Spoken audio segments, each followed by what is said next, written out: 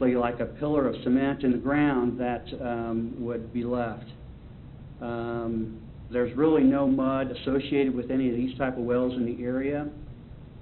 One thing that you may have heard is that most of the wells in this area do involve a procedure of hydraulic fracking. Fracking has been used in Kansas since the late 1940s.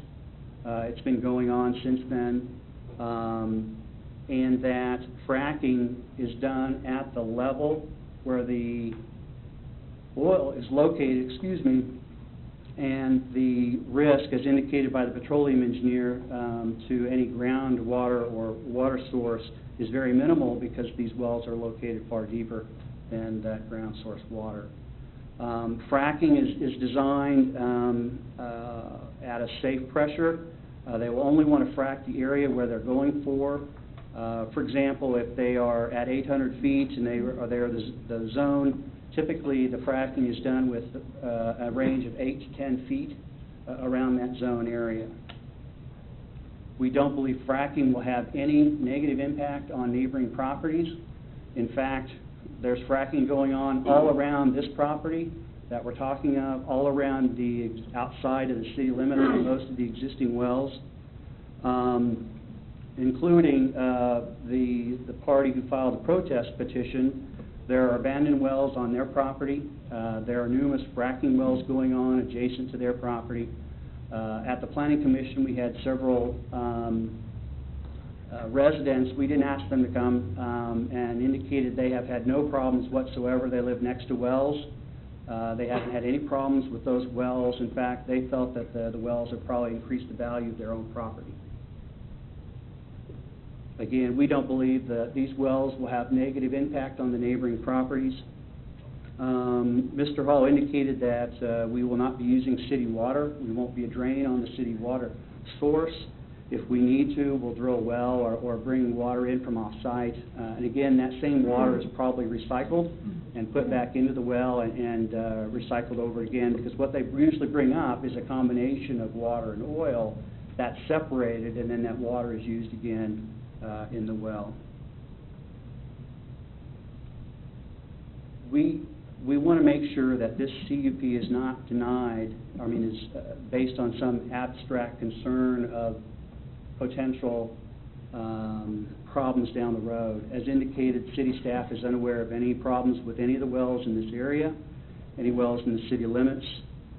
We believe that there are numerous city, state, and federal regulations to protect and prevent, and if necessary, remedy any problems that may develop.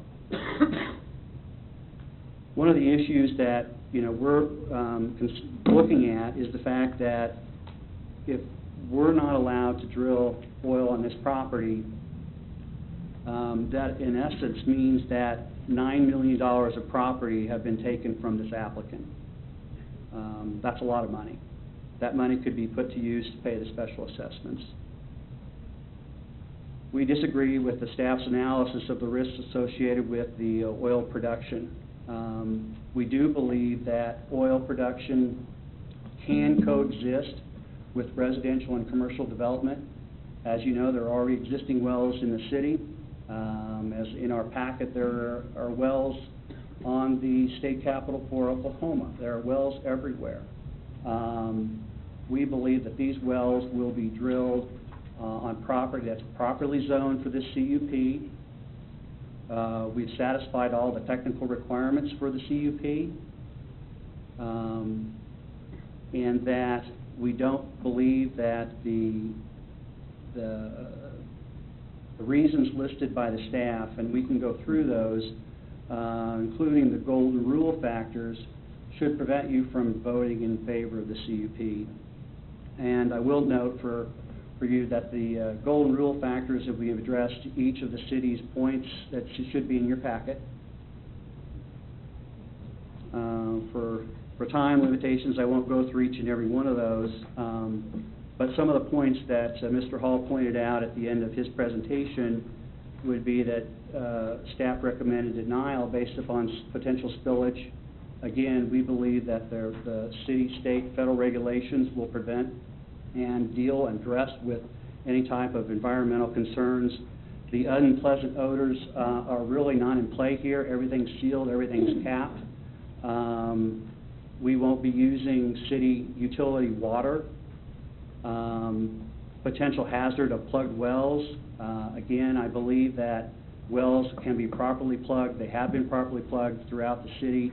That hasn't prevented city development from moving forward. He also mentioned inadequate cleanup, or if the applicant or someone should go bankrupt. Again, bonds are put in place required by your own city code to help pay for and take care of capped wells. There are time limitations that have to be, a well has to be capped within so many days after it's determined to be a dry hole. Again, these things are not only controlled by city code, but also by the KCC. For these reasons, we'd ask that you approve the CUP.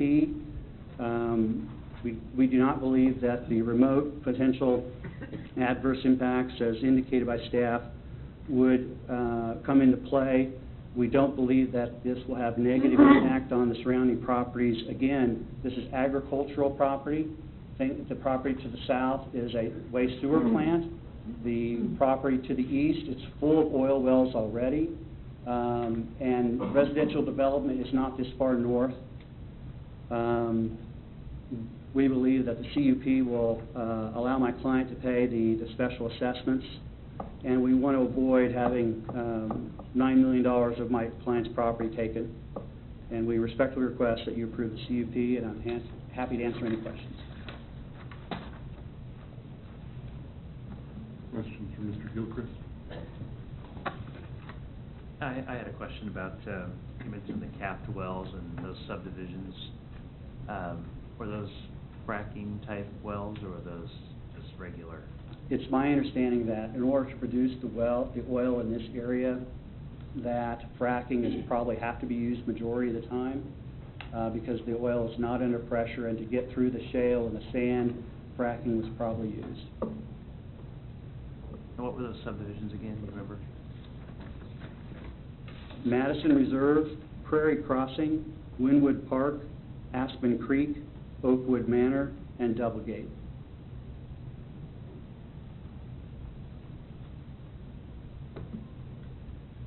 I should also note that Symphony Farms, I think one of your best subdivisions in the city, it's surrounded by oil production. And so if the argument is that this will prevent, having oil production will prevent residential neighborhoods, I think you can look to Symphony Farms.